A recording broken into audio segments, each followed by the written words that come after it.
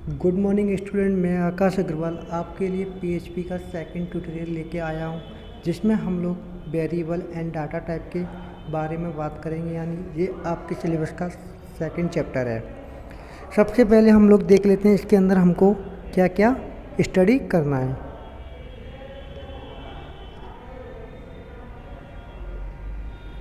तो सबसे पहले हम लोग देखेंगे इंट्रोडक्शन पीएचपी का, उसके बाद हम देखेंगे पीएचपी प्रोग्राम, उसके बाद variable, static keyword, print and echo command, data type, object, null value, string functions and constant. तो हम वन बाय वन करके एक एक करके इन सारी चीज़ों को देखेंगे और ये होता क्या है इसके बारे में हम समझेंगे। तो हम अब चलते हैं आगे। सबसे पहला इंट्रोडक्शंस। तो इंट्रोडक्शंस मैंने आपको पहले भी बताया था फर्स्ट क्लास में कि पीएचपी होती क्या है। तो पीएचपी एक server side open source scripting language है। तो उस पीएचपी प्रोग्रामिंग का use dynamic and interactive website बनाने के काम आता है और उस वेबसाइट के डाटाबेस से कनेक्ट, उस वेबसाइट को डाटाबेस के साथ कनेक्ट भी कर सकते हैं।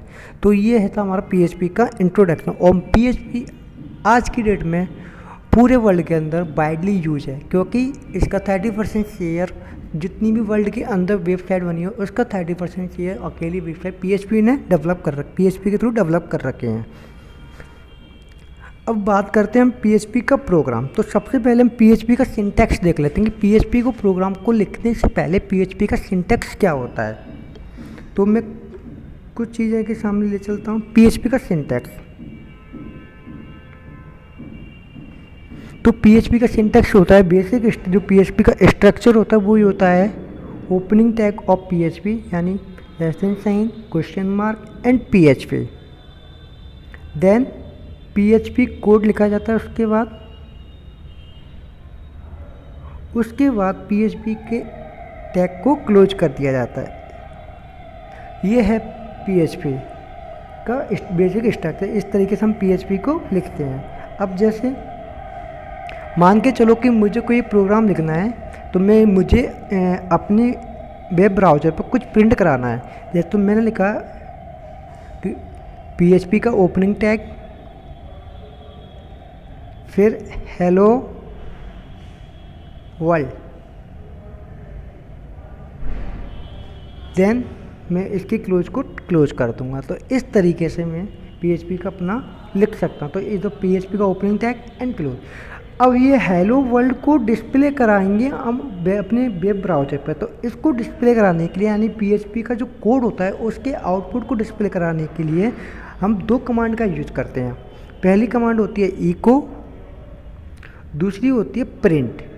इन दोनों कमांड का यूज आउटपुट को डिस्प्ले कराने के लिए किया जाता है। समझ आया?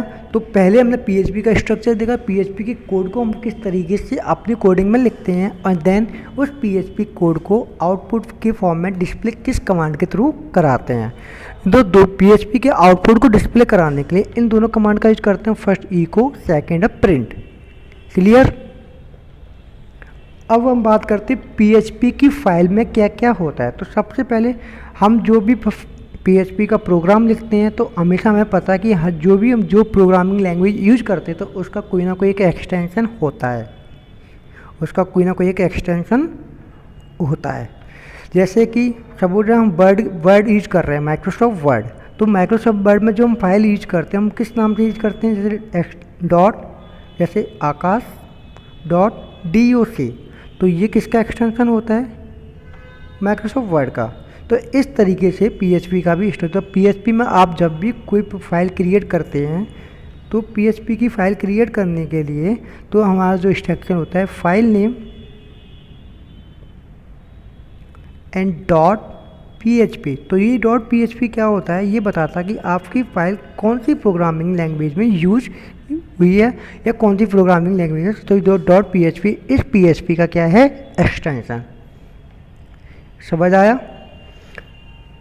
उसके बाद जो पीएचपी का कोड होता है, तो पीएचपी का कोड जो लिखा जाता है वो पीएचपी टैग के अंदर ही लिखा जाता है, पहली चीज़।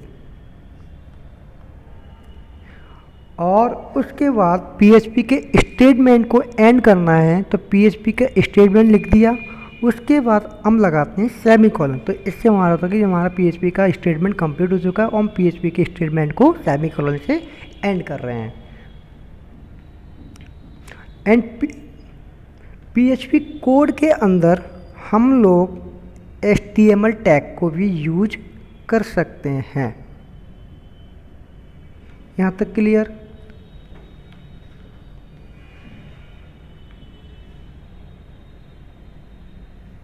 तो ये क्लियर हुआ। अब हम बात करेंगे वेरिएबल। वेरिएबल क्या होता है? तो वेरिएबल एक जस्ट नॉर्मल से एक एग्जांपल लेते हैं। जैसे हम लोग घर में होते हैं, हम जैसे अपना हमारे पास हम लोग स्टूडेंट हैं तो हम लोग पढ़ते हैं, तो हम इसमें पेंसिल भी होती है, कटर भी होता, शार्पनर भी होता है, इरेजर भी होता है, स्केल्स भी होती है। तो उन सभी चीज़ों को रखने के लिए हमें कोई चीज़ की ज़रूरत होती है, या तो ड्राइंग बॉक्स की ज़रूरत होती है, या फिर बैग की ज़रूरत होती है। तो हम उस बैग के अंदर उस सारी चीज़ों को रख रहे हैं, तो वो बैग क्या काम कर रहा है? उन चीज़ों के लिए वेरिएबल का काम कर रहा है। सेम इसी तरीके से पीएचपी में भी एक वेरिएबल होता है। तो पीएचपी में जो वेरिएबल होता है, तो हमारे प्रोग्रामिंग की जो भी इंफॉर्मेशन, हमारे प्रोग्राम का जो कोड है उसकी जो भी इंफॉर्मेशन है, तो उसे एक कंटेनर में स्टोर किया जाता है और उस कंटेनर को हम डायरेक्टली डिस्प्ले करा देते हैं। तो उस अंदर कंटेनर के अंदर जो भी चीज़ें होंगी वो हमारे आउटपुट डिस्प्ले स्क्रीन पर आउटपुट में प्रिंट हो जाती है। तो इस चीज़ को बोलते हैं पीएचपी वेरिएबल। तो पीएचपी वेरिएबल पीएचपी वेरिएबल क्या है? PHP variable are container for storing information. Variable is a storage area. जैसे मैं तुम्हें समझाऊँ, वेरिएबल क्या होता है? एक स्टोरेज एरिया होता है जहाँ पर हम उस स्टोरेज एरिया के अंदर टेक्स्ट, नंबर्स, एरे कुछ भी स्टोर करा सकते हैं उस वेरिएबल के अंदर। तो उस वेरिएबल के अंदर हम कुछ भी स्टोर करा सकते हैं। तो ये होता है वेरिएबल, जिसके अंदर हम किसी भी इंफॉर्मेशन को स्टोर कर सकते हैं।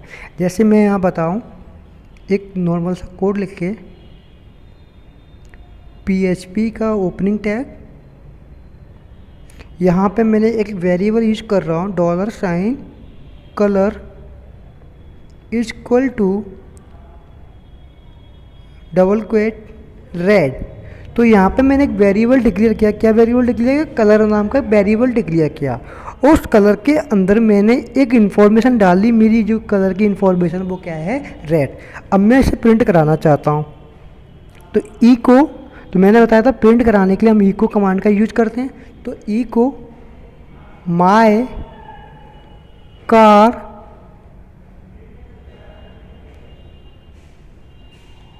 तो इसको प्रिंट कराने के लिए फिर लिखेंगे मीको माय कार इज, उस वेरिएबल को डिफाइन कर देंगे $कलर। तो क्या होगा? जो आउटपुट आएगा वो आएगा माय कार इज रेड। तो ये था वेरिएबल। तो हमने वेरिएबल के अंदर की इन्फॉर्मेशन को स्टोर किया और हमने डायरेक्टली उस वेरिएबल को प्रिंट करा दिया। तो वेरिएबल के अंदर जो भी जानकारी थी वो हमारी कहाँ पर आ गई? आउटपुट में आ गई। इसी तरीके से हम अलजेब्रा वगैरह में भी कुछ काम कर सकते हैं। नंबर को कैसे कराते हैं?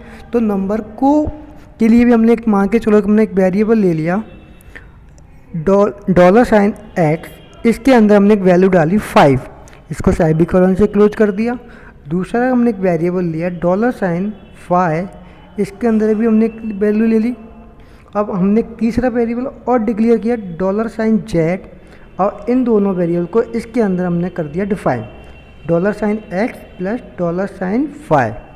अब प्रिंट करा देंगे इको $z। तो z के अंदर जो इन्फॉर्मेशन स्टोर थी और उस वेरिएबल के जो अंदर इन्फॉर्मेशन स्टोर थी, तो वो सारी इन्फॉर्मेशन हमारी आउटपुट स्क्रीन पे डिस्प्ले हो जाएगी। समझ आया? तो वेरिएबल के अंदर टेक्स्ट को कैसे डिस्प्ले कराते हैं, वेरिएबल के अंदर नंबर को कैसे डिक्लेयर करते हैं और किस तरीके से डिस्प्ले कराते हैं, ये था हमारा वेरिएबल। अब वेरिएबल को डिक्लेयर कैसे करते हैं इसकी बात करते हैं। तो वेरिएबल को डिक्लेयर करने के लिए कोई PHP में कोई भी कमांड वेरिएबल को डिक्लेयर करने का नहीं होता। वेरिएबल को आप पहले वैल्यू असाइन करके क्रिएट कर सकते हैं, यानी वेरिएबल को आप असाइन कीजिए किसी भी नाम से और उसके अंदर आप कोई भी वैल्यू उसमें असाइन कर सकते हैं। जैसे फॉर एग्जांपल यहाँ पर एक एग्जांपल दिया हुआ है, यहाँ देखते हैं हम। यहाँ पे एक वेरिएबल यूज किया था हमने $TXT, जिसके अंदर हमने एक वैल्यू को असाइन किया हेलो वर्ल्ड। ठीक है, ये हो गया हमारा स्ट्रिंग। दूसरा हो गया दूसरा हमने लिया वेरिएबल लिया x, जिसके अंदर हमें वैल्यू को असाइन कराया 5। ये हो गया हमारा इंटीजर। थर्ड वेरिएबल डिक्लेयर किया $y, जिसके अंदर हमने लिया 10.5, ये इंटीजर। इस तरीके से हम अपने वेरिएबल को डिक्लेयर कर सकते हैं, बट इसमें कोई वेरिएबल डिफाइन नहीं होता, आप अपने मन से इसमें वेरिएबल को डिक्लेयर कर सकते हो। अब बात करते हैं PHP to loosely type language. इसका मतलब क्या होता है, PHP लूजली लैंग्वेज क्यों बोलते हैं? तो पहले ये चीज़ देखो, हम और जो प्रोग्रामिंग लैंग्वेज पढ़ते थे उसके अंदर हम लोग क्या करते हैं, हर वेरिएबल के डाटा टाइप को डिक्लेयर करते थे। हर डाटा टाइप के वेरिएबल के हर डाटा टाइप को डिक्लेयर करते थे कि भाई हम जो वेरिएबल यूज कर रहे हैं उसका डाटा टाइप क्या है। बट हमने यहाँ पर ऐसा किया नहीं किया। क्यों नहीं? क्योंकि PHP उस वेरिएबल की वैल्यू को रीड करता है और उस रीड करके उसका जो उसके अकॉर्डिंग जो भी उसका डाटा टाइप होता है तो ऑटोमेटिकली उस वैल्यू को उसके डाटा टाइप में ऑटोमेटिकली कन्वर्ट कर देता है। तो ये होता है PHP to loosely type language का मतलब। समझ आया होगा?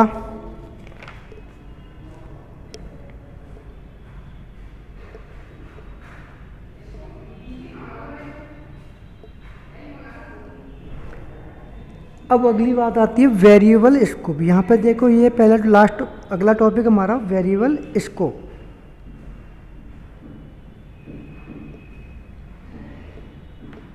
तो यहाँ पर है वेरिएबल स्कोप, तो ये हम इसके बारे में पढ़ेंगे वेरिएबल स्कोप क्या होता है। तो PHP के अंदर हम लोग वेरिएबल को कहीं भी PHP स्क्रिप्ट के अंदर वेरिएबल को हम कहीं भी डिक्लेयर कर सकते हैं। ज़रूरी नहीं है कि फंक्शन के अंदर डिक्लेयर करें या फंक्शन के बाहर डिक्लेयर करें। तो ऐसी कोई कंपल्सेशन नहीं है कि आप वेरिएबल को कहीं एक ही जगह पर डिक्लेयर कर सकते हैं। तो पहली चीज़ ये होता है कि PHP के अंदर वेरिएबल को आप चाहे तो फंक्शन के अंदर डिक्लेयर कर सकते हो, चाहे फंक्शन के बाहर डिक्लेयर कर सकते हो।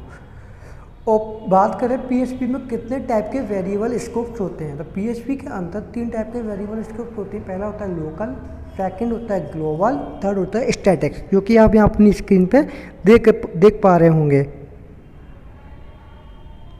ये है PHP के 3 टाइप के ग्लोबल वेरिएबल स्कोप। पहला लोकल, सेकंड है ग्लोबल, थर्ड है स्टैटिक। अब लोकल स्कोप क्या होता है वो आप देखें। तो लोकल स्कोप क्या होता है, वो वेरिएबल जिन्हें फंक्शन के अंदर डिक्लेयर किया जाता है, वो वेरिएबल जिन्हें फंक्शन के अंदर डिक्लेयर किया जाता है, तो वो वेरिएबल के वो कहलाते हैं लोकल स्कोप। ठीक है। और ग्लोबल स्कोप क्या होता है, ग्लोबल स्कोप वो होता है जो फंक्शन के बाहर डिक्लेयर किए जाते हैं, उन्हें बोलते हैं हम लोग ग्लोबल स्कोप। इसको समझने के लिए मैंने नीचे एक एग्जाम्पल ले रखा है, उस एग्जाम्पल को हम लोग अच्छे से समझते हैं। तो देखो यहाँ पे क्या है, पहले PHP का ओपनिंग टैग। ओपनिंग टैग के बाद तुरंत मैंने क्या किया, एक वेरिएबल डिक्लेयर किया x, उसको वैल्यू असाइन कराई हमने 5। तो ठीक है, इसके बाद हमने एक फंक्शन डिक्लेयर किया, फंक्शन माई टेस्ट। तो ये मेरा क्या है, फंक्शन है। और फंक्शन के अंदर एक वेरिएबल और डिक्लेयर किया $y, जिसके अंदर हमने वैल्यू असाइन कराई 10। ठीक है। अब उसके बाद हमने क्या किया, फंक्शन को कर दिया 1। तो उसके अंदर हम दो वेरिएबल को प्रिंट करा रहे हैं, इको एंड वेरिएबल। तो पहली चीज़, फंक्शन के अंदर जो हमने वेरिएबल डिक्लेयर किए हैं वो, और उसके बाद हमने फंक्शन के अंदर एक साथ दो वेरिएबल को प्रिंट करा रहा था। पहली बात तो ये है कि फंक्शन के अंदर इको कौन से वाले वेरिएबल को प्रिंट कराएगा, पहली चीज़ ये है। दूसरी चीज़ ये है कि लोकल स्कोप किसे बोलते हैं, ग्लोबल स्कोप किसे बोलते हैं। तो मैं यहाँ पर समझाता हूँ। जो $x = 5, तो मैंने क्या बताया था, ग्लोबल स्कोप क्या होता है, जो फंक्शन के बाहर डिक्लेयर। तो फंक्शन मेरा कहाँ पर है, ये है माई टेस्ट। तो इसके बाद मैंने एक वेरिएबल डिक्लेयर किया है $x, तो ये किसका काम कर रहा है, ग्लोबल स्कोप का। और लोकल स्कोप क्या होता है, इस फंक्शन के अंदर मैंने एक वेरिएबल डिक्लेयर किया $y, तो ये किसका काम करेगा बेटा, लोकल स्कोप का। समझ आया? ये होता है लोकल एंड ग्लोबल स्कोप। अब क्या होगा, तो यहाँ पे जो आउटपुट आएगा वो आउटपुट आएगा वेरिएबल वाई, यानी डॉलर ऑफ वाई को कराएगा डिस्प्ले। क्यों? क्योंकि हम जो कमांड यूज कर रहे हैं ई को, तो हमारा वेरिएबल के अंदर कौन सा वेरिएबल डिक्लेयर किया था, सॉरी फंक्शन के अंदर डॉलर वाई, तो यानी केवल ई को कमांड इस वाली चीज़ को कराएगा प्रिंट, इसको प्रिंट नहीं, क्योंकि ये एक्चुअली ग्लोबल स्कोप है जो कि फंक्शन के बाद डिक्लेयर है। समझ आया? अब हम आगे मूव करते हैं। आगे हम बात करेंगे ग्लोबल कीवर्ड। ग्लोबल कीवर्ड क्या होता है? तो ग्लोबल कीवर्ड का प्रयोग फंक्शन के अंदर ग्लोबल वेरिएबल को एक्सेस करने के लिए किया जाता है और उसके लिए हम ग्लोबल कीवर्ड का यूज करते हैं। इसका मतलब क्या है? अभी हमने क्या किया था, एक तो फंक्शन के बाद लोकल स्कोप क्रिएट किया, दूसरा था ग्लोबल स्कोप। अब मान के चलो मैंने दो लोकल स्कोप ना करते हुए मैंने दो वेरिएबल डिक्लेयर किया फंक्शन के बाहर। क्या? दो वेरिएबल को डिक्लेयर किया फंक्शन के बाहर। एक मैंने डॉलर ऑफ एक्स और दूसरा मैंने किया डॉलर ऑफ वाई। ठीक है। अब मुझे क्या है, इन दोनों वेरिएबल को मैंने एक फंक्शन बनाया माई टेस्ट। अब मुझे क्या करना है, इन दोनों वेरिएबल को कॉल कराना है इस फंक्शन के अंदर। तो इन दोनों वेरिएबल को कॉल कराने के लिए फंक्शन के अंदर हम लोग जो कीवर्ड यूज करते हैं वो कीवर्ड यूज करते हैं हम लोग ग्लोबल। तो ग्लोबल कीवर्ड यूज किया, उसका इन दोनों ग्लोबल के साथ इन दोनों वेरिएबल को डिक्लेयर कर देंगे और उसके बाद हम प्रिंट करा देंगे, तो हमारा आउटपुट इजीली प्रिंट हो जाता है फंक्शन को कॉल करके।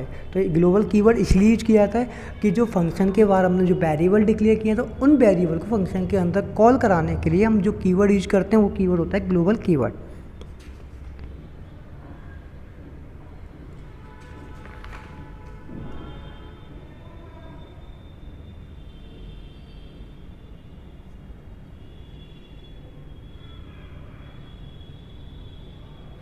अगला कीवर्ड है स्टैटिक कीवर्ड। स्टैटिक कीवर्ड क्या होता है? जब कोई फंक्शन कंप्लीट या एग्जीक्यूट हो जाता है, जब कोई फंक्शन या तो कंप्लीट हो जाए या एग्जीक्यूट हो जाए, तो उसमें जो वेरिएबल होते हैं वो ऑटोमेटिकली क्या हो जाते हैं, डिलीट हो जाते हैं। फिर भी कभी कभी हम लोकल वेरिएबल को डिलीट नहीं करना चाहते, हम इसे आगे के कार्य के लिए रखना चाहते हैं। क्या होता है कि जैसे मैंने कोई दो वेरिएबल डिक्लेयर किया फंक्शन के अंदर, तो वो फंक्शन हमारा एग्जीक्यूट हो गया, जैसे माई टेस्ट। तो माई टेस्ट क्या, जो हमने फंक्शन के अंदर वेरिएबल डिक्लेयर वो ऑटोमेटिकली क्या हो जाते हैं, डिलीट हो जाते हैं। बट मैं चाहता हूँ कि उन दोनों वेरिएबल को अपने पास रखूँ, तो इसके लिए हम जो कीवर्ड यूज करते हैं वो करते हैं स्टैटिक कीवर्ड।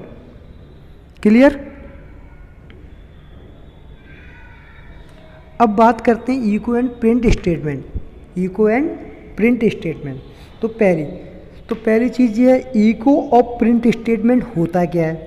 तो पहली चीज़, इको स्टेटमेंट आउटपुट को डिस्प्ले करने के लिए यूज किया जाता है। पहली चीज़, इको कमांड क्या होती है? Echo statement echo command output को डिस्प्ले करने के लिए यूज किया जाता है। अब बात करते हैं प्रिंट स्टेटमेंट की। तो प्रिंट स्टेटमेंट क्या होता है? प्रिंट स्टेटमेंट का भी काम यही है, प्रिंट स्टेटमेंट भी आउटपुट को डिस्प्ले करने के लिए किया जाता है। बट सर इन दोनों स्टेटमेंट का काम एक ही है, तो फिर हम इसमें से कौन से स्टेटमेंट को काम यूज करेंगे? तो स्टेटमेंट को यूज करने के लिए हम जो यूज करते हैं वो करते हैं इको। क्यों? क्योंकि इन दोनों के अंदर जो डिफरेंस होता है वो ये अंतर होता है कि इको क्या करता है, इको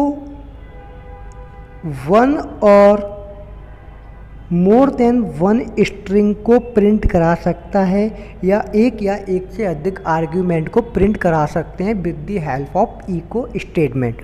बट प्रिंट स्टेटमेंट के अंदर ऐसा नहीं होता। प्रिंट स्टेटमेंट एक बार में एक ही आर्गुमेंट या एक ही स्ट्रिंग को प्रिंट कराता है, पहली चीज़। और जो प्रिंट जो करता है वो प्रिंट ऑलवेज हमेशा एक रिटर्न वैल्यू देता है 1, जो कि इको रिटर्न वैल्यू 1 नहीं देता। Echo is faster than print command, क्योंकि इको प्रिंट स्टेटमेंट के कंपैरिजन में ज़्यादा फास्टर होता है, क्योंकि इको कोई भी वैल्यू को रिटर्न नहीं करता। इको और प्रिंट स्टेटमेंट दोनों ही लैंग्वेज कंस्ट्रक्ट है। उन दोनों का यूज हम ब्रैकेट या विदाउट ब्रैकेट भी यूज कर सकते हैं उन दोनों स्टेटमेंट का। कौन कौन से statement? Echo statement and print statement. Clear? अब आगे मूव करें।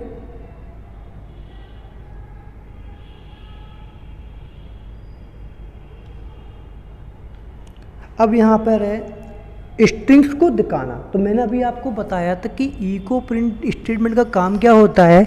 इको प्रिंट स्टेटमेंट का काम होता है कि वेरिएबल को डिस्प्ले करना, स्ट्रिंग्स को डिस्प्ले करना, एरे को डिस्प्ले करना और किसी भी टेक्स्ट को डिस्प्ले करना। तो अगर एक या एक से अधिक स्ट्रिंग्स या एक से अधिक टेक्स्ट या एक से अधिक वेरिएबल को प्रिंट कराना चाहते हैं तो हम इको कमांड का, इको स्टेटमेंट का यूज़ करेंगे। और only single argument, single text, single variable को प्रिंट कराना चाहते हैं तो हम प्रिंट स्टेटमेंट का भी यूज कर सकते हैं। तो पहली चीज़ यही है डिस्प्ले स्ट्रिंग। तो इको कमांड और प्रिंट स्टेटमेंट किसको शो करते हैं, क्या कहते हैं, स्ट्रिंग्स को डिस्प्ले करने के काम आता है। दूसरा वेरिएबल को डिस्प्ले करना। हमने कोई भी वेरिएबल डिक्लेयर किया है उसको हम वेरिएबल को डिस्प्ले कराना चाहते हैं, उसके लिए भी हम इको स्टेटमेंट का यूज करते हैं। क्लियर?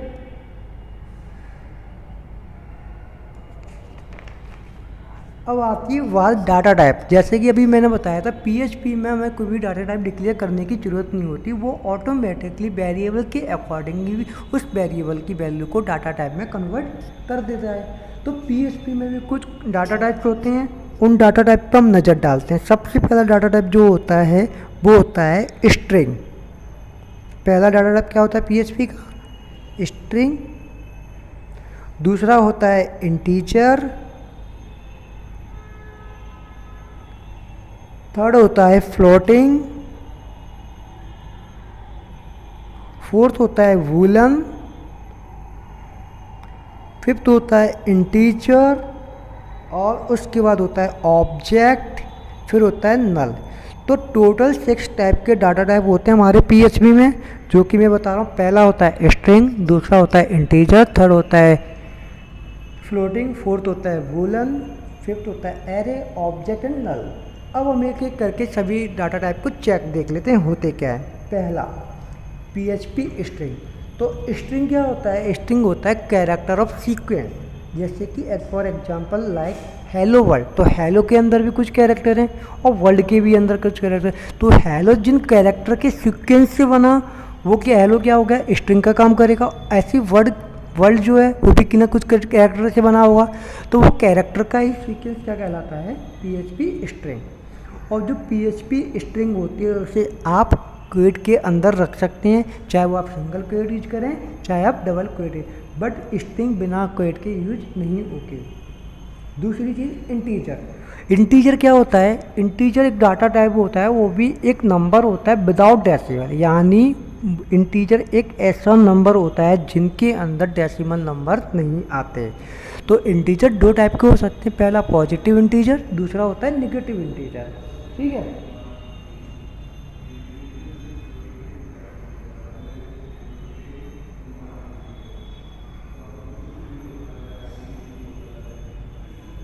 समझ आया? तो हम इंटीजर को देख लेते हैं। तो मैंने क्या होता है, इंटीजर एक होता है पॉजिटिव नंबर, दूसरा होता है नेगेटिव नंबर और बट नो डेसिमल नंबर होता है। ठीक है। तो इसका मतलब क्या होता है मैं बताता हूँ। पॉजिटिव नंबर है 1 2 3 4 एंड सो ऑन। तो ये सारे कैसे नंबर हैं? Positive number. तो ये हो गया पॉजिटिव इंटीजर। थर्ड -1 -2 -3। तो ये सारे कैसे नंबर हैं? Negative number. तो ये हो गया नेगेटिव इंटीजर। ठीक है।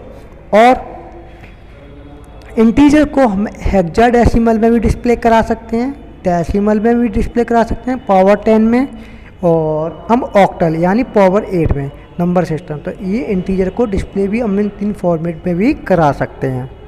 क्लियर? अगला डाटा टाइप है फ्लोटिंग नंबर। यानी वो नंबर जो किसके साथ होते हैं? डेसिमल के साथ साथ एक्सपोनेंशियल फॉर्म में भी होते हैं।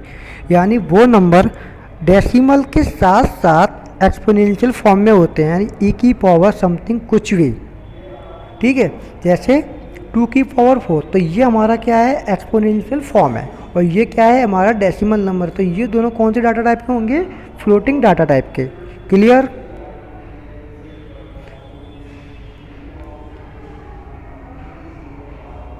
अगला है बूलन। बूलन क्या होता है, बूलन हम लोग कंडीशन टेस्ट, कंडीशन लगाते हैं किसी भी लैंग्वेज में। कंडीशन क्या होती है, या तो हमारी कोई कंडीशन ट्रू होगी या हमारी कोई कंडीशन फॉल्स होगी। तो उसके लिए जो डाटा टाइप यूज करते हैं वो डाटा टाइप होता है बूलियन, बूलन, ठीक है।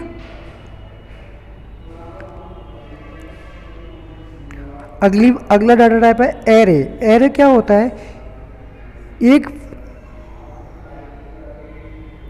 कोई एक वेरिएबल के अंदर बहुत सारी वैल्यू या मल्टीपल वैल्यू को स्टोर करता है, उसे बोलते हैं हम एरे। जैसे फॉर एग्जांपल मैंने एक एरे बनाया कार, और कार के अंदर मैंने कार्स के नेम दे दिए, BMW, होंडा सिटी। तो ये क्या है, कार एरे हो गई, उस कार के अंदर बहुत सारी वैल्यू हैं, तो ये होता है एरे डाटा टाइप। समझ आ गया बच्चों।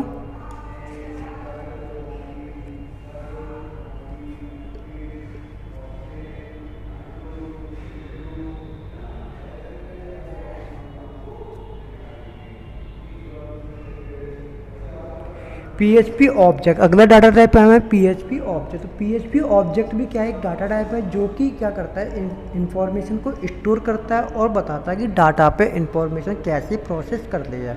तो PHP में एक ऑब्जेक्ट को स्पष्ट रूप से डिक्लेयर करना चाहिए। तो PHP के अंदर आप जो भी ऑब्जेक्ट डिक्लेयर कर रहे हैं उसे क्लियरली ऑब्जेक्ट डिक्लेयर कर सकते हैं। तो सबसे पहले PHP ऑब्जेक्ट डाटा टाइप को डिक्लेयर करने से पहले हमें क्लास की नीड होती है, तो हम एक क्लास डेवलप करते हैं। तो इसके लिए क्लास को डेवलप करने के लिए हम क्लास कीवर्ड का यूज करते हैं। क्लियर।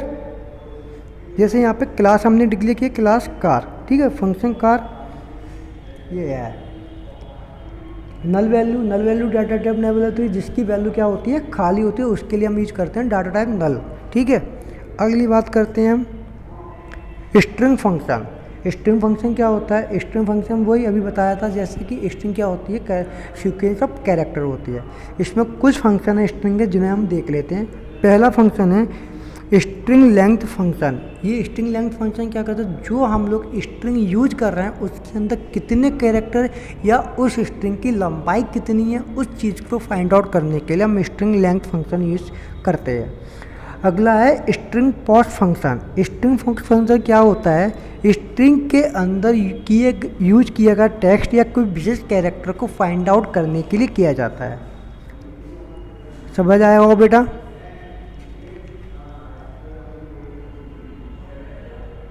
और यहाँ पे कुछ स्ट्रिंग फंक्शंस हैं, वो आप देख लेना, मैं आपको नोट्स प्रोवाइड करा दूंगा। ये और है, ये कुछ और।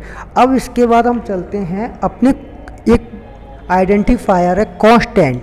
तो कांस्टेंट क्या होता है, कांस्टेंट एक आइडेंटिफायर होता है, एक नेम होता है जिस नेम से हम किसी चीज़ को फाइंड आउट कर सकते हैं।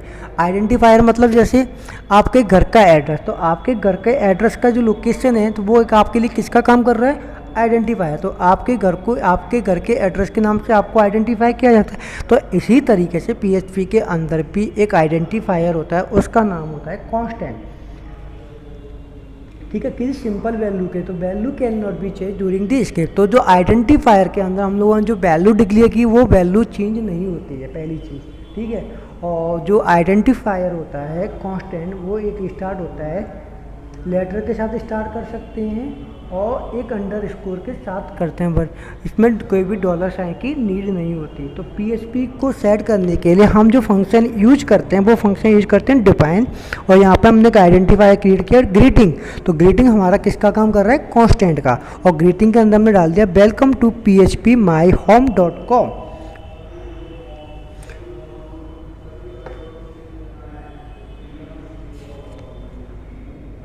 और इको कर देंगे ग्रीटिंग। तो इसके बाद इको ग्रीटिंग तो ऐसे ही क्या करेगा, तो ग्रीटिंग प्रिंट होके आ जाएगा। तो ये होता है कांस्टेंट। तो थैंक यू बच्चों, आपको कैसी लगी मेरी क्लास तो प्लीज़ मुझे कमेंट करके बताइएगा। Thank you.